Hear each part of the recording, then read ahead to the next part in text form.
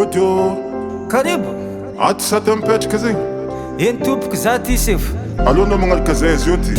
Nagnino ma za sefo? Alô fa boroany fagnazava.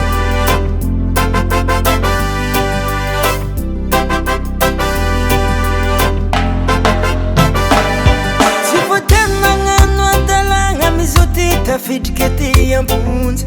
Za olo tsy nagnino tsy magnino nisamboriny la polisey. Nagnazava za tamindrô tsy haiko ino raha mandalo. Natao enquête tsisy fagnadiadiagna fa tonga de ndefere. Tsy amiako tsigny ndraiky fanjakagna magnano asane. Voaendrikendriky antegna nampederigny amponja vonjy maiky.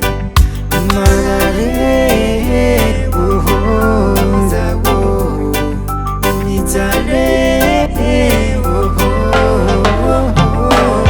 malahelo za zegny mama.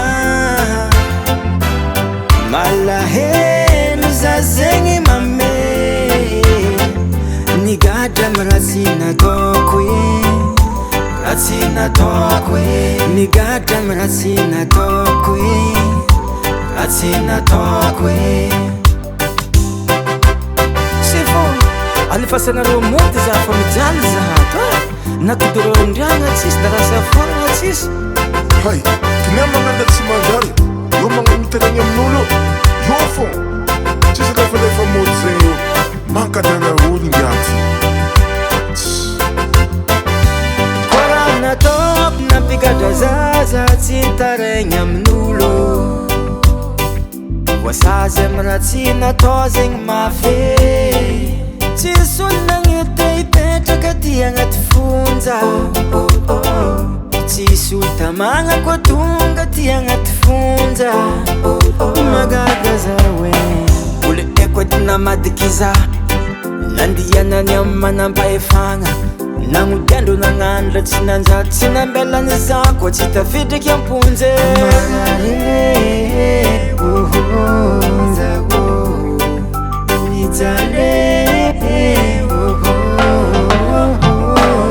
Malahelo za zegny mama.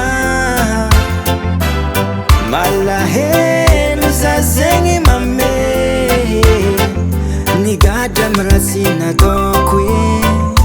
Raha tsy nataoko e. Nigadra amy raha tsy nataoko e. Raha tsy nataoko e.